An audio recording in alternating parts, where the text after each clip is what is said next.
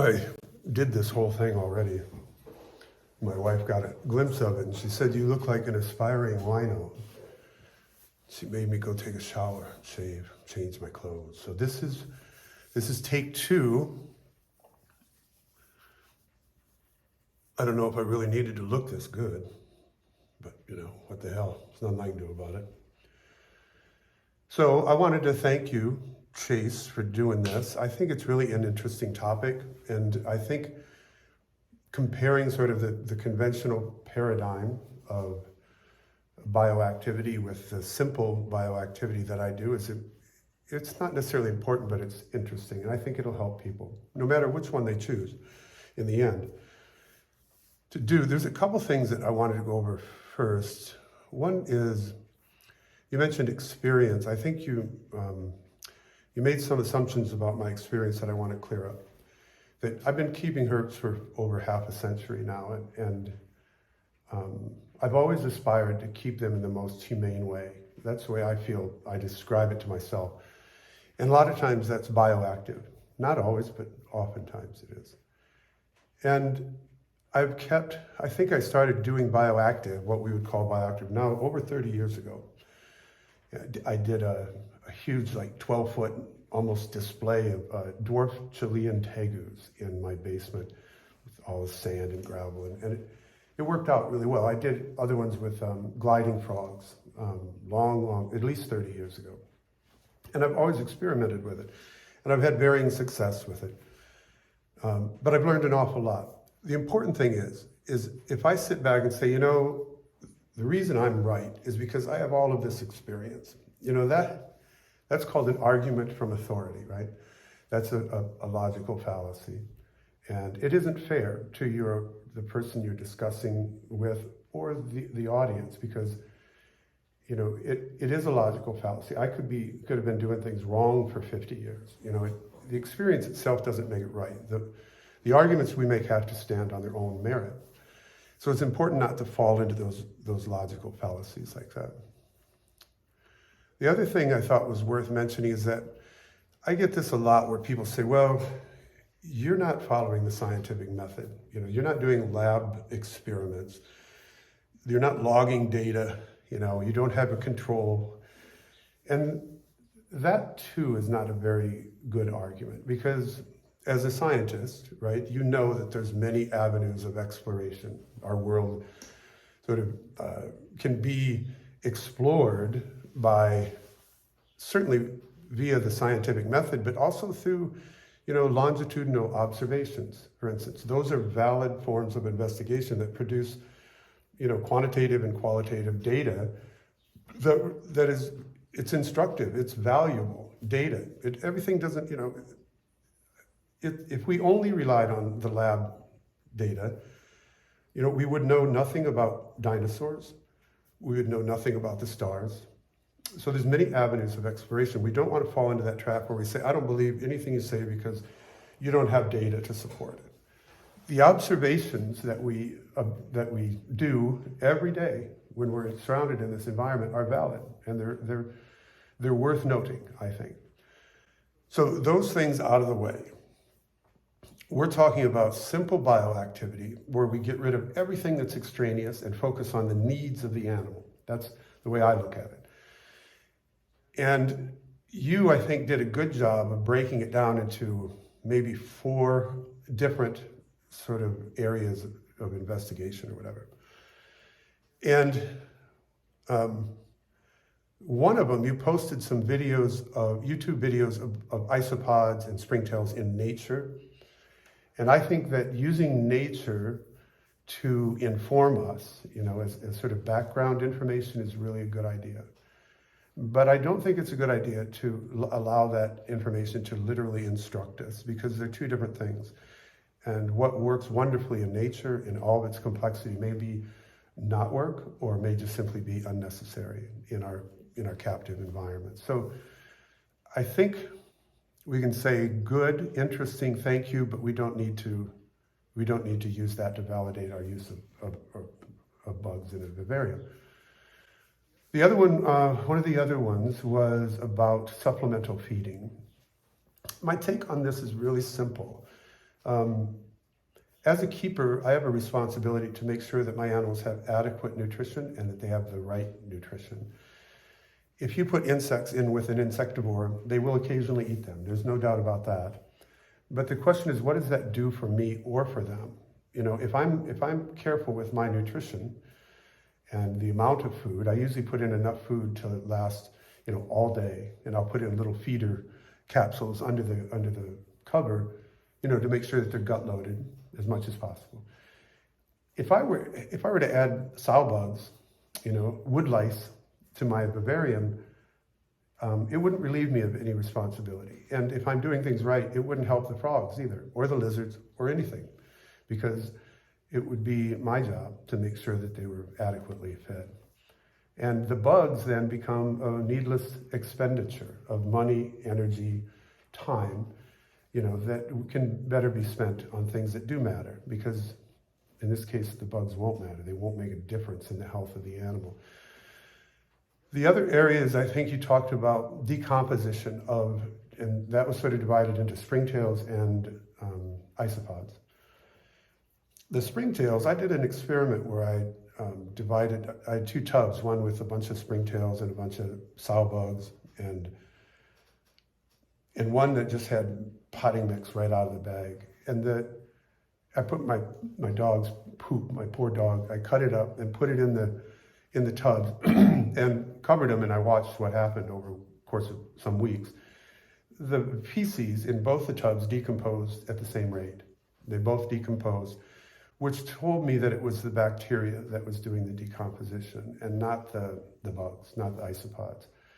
I did a similar kind of experiment in this vivarium back here when it was brand new, and I buried, believe it or not, a frozen thawed chick, a bat that I found, a piece of dead fish, like hardened fish and hardened snake poop. I buried it all, and within 2 or 3 weeks, it was all gone, with nothing but the bacteria. So when we look at isopods, and we know that they're nibbling on the leaves, and they're breaking the leaves down to an extent, we also know that the bacteria will do that. You know, if we wanted to, we can, well, the bacteria will do it regardless of whether we want it to, but depending on the conditions we create. If you'll notice in that really dramatic video that you put up, the side-by-side comparison, all of the decomposition was happening right at the surface level, right? None of it up here was happening. And that's fine. The bacteria that exists in our terrariums will do that. It will decompose those leaves. But the question is, why do we want that? That's the overarching question, is what good does that do? You know, I hear people say, well, they clean up the terrarium or the vivarium. They used to be terrariums. And that's true. To a small extent they do, but then we have to ask ourselves, why is that important? Why do we have to go out and buy bugs and try to maintain them in our vivariums? What good is it that they break up leaves and decompose them a little bit when we know the bacteria can do the same thing?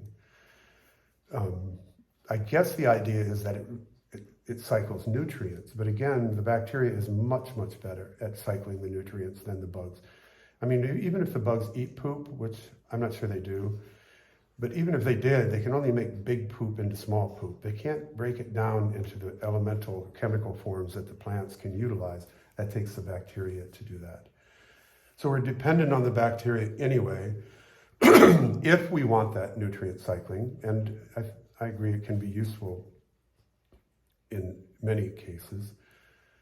And the final thing I think you talked about was the aeration of the soil, that the bugs get in there and provide oxygen to the roots of the plants and oxygen to the bacteria that's working. And, you know, my feeling about that is that, first of all, none of the bugs I have burrow. They all stay in the surface litter. Some may. There are species that may burrow. But if you're using the right substrate, which in my opinion is a potting mix. You know, if you go to University of Massachusetts, they have a Center for Agriculture, something, and they say there that, you know, the potting mixes are designed by professionals to maintain air pockets in order ensure that plants have access to oxygen, the roots. That's what it's designed to do. And the horticulture industry is a multi-billion-dollar industry that depends on that trait of that substrate. You can compact anything, any substrate you can compact if you overwater it. You can saturate it, drives all the air out of it, the anaerobic bacteria take over, and you end up with a stinky mess full of fungus, full of gnats. The answer to that problem is to stop watering so much. It kind of goes, all of these go back to sort of the same problem, which is the misting system. And I'll cut to some video here and show you that even after many months, if you don't abuse the substrate by putting too much water on it, you don't saturate it. You don't drive all of the air pockets out of it. But even if you do, if you have something like a potting mix, my potting mix doesn't drain, right? But it evaporates. And you can actually watch it happening along the side of a glass enclosure. You can watch the substrate slowly evaporate, providing humidity, which we desperately need, trapping humidity under surface cover like leaves and stuff, creating all the multitude of different micro habitats within the vivarium, which you don't get when you have this soaked wet misting. I think somebody said they did it 8 times a day, that they misted these vivariums. That'll kill almost any substrate. There's no reason in the world to do that. That doesn't mimic a natural environment of any of the animals that I've ever seen kept in captivity. Banana slugs, maybe, which I've never seen anybody keep. So that, the idea that the bugs provide the aeration in the substrate it's not necessary, and I will cut to another video that shows you why, and examples of why that isn't necessary. So I guess I went over that really quick, but the important thing is that every aspect of bugs in the vivarium that you bring up are sort of what I would call, they're certainly optional. They're not necessary by any means to have a healthy vivarium. If you enjoy them, by all means, incorporate them, enjoy the whole aspect of the hobby. But in no case are they providing benefit to our animals, and in no case are they providing benefit to us in any appreciable way whatsoever. So rather than go down that path of that sort of needless complexity, that sink of time and money and energy, leave them out. Use a substrate that's designed well. Get rid of that misting system, and we'll talk more about misting and water in the vivarium, and I know that you want to talk about substrate in the vivarium. We'll cover those things in another segment of this. But that's what I would have to say about the bugs for now. And you can either rebut this, you can come back, or you can say, that's it, let's move to the next topic, whichever you want to do. It has some finer netting underneath it to keep the fruit flies in. And you can see what the humidity is. So what happens when you don't have a drainage layer? What happens to the water that gets added, right? It gets evaporated. And it gets trapped under objects in the vivarium. So that under this plant, it's more humid than it is on this rock. And under this slab of bark, it's more humid yet. So the humidity doesn't need to come from constant misting that makes the air in the middle of the tank humid, where no animals exist. It just needs to come up naturally, evaporate from the substrate. We never put enough water in here to let it gather at the bottom, and we never let it get wet. So there's no fungus, there's no gnats, there's no odor. We just balance the water in the substrate. This is the important, relevant part. The reason you don't need bugs here is because as the water evaporates out, the air pockets return to the substrate. Plenty of air for the roots. Breakaway number 2. I wanted to just show that when we talk about leaves decomposing, right? These are the leaves that have been in here for months now, and you can see that they are decomposing to a small extent, but there's no reason to have bugs to do that. Right? There's nothing wrong with that substrate at all. It's nice and light and airy, and it's going to stay that way, all the way to the bottom where the moisture is. There's no bugs needed for aeration at all in that, right? He's happy about this whole setup. Breakaway number 3. This is a vivarium. It's a few months old, and hopefully you can see there's air pockets here all the way down to the bottom. I'm not sure that's going to show on the video, but guarantee you, if there weren't air pockets, these plants would die in here. That's just the way it is. And the fact that the plants don't die is a clear indicator to you, you know, as the keeper, that your substrates are in good shape. You can see the pockets here of air all through here, as a matter of fact. So, no bugs needed. Way number 4. This is a little experiment I set up here to see how springtails and isopods operate. We've got lots of springtails in here. You can see them, lots of isopods. Very, very healthy environment for these bugs. Again, this is Miracle Grow potting mix and just some sphagnum put on top, and then a layer of leaf litter on top of that. But what I want to show you, look at this. This thing is loaded with springtails. And look at all this fungus growing, right? Fungus grows when the ventilation sucks and when the moisture level is too high. So that's what your fungus problems are, and springtails are not needed in any way to address that problem.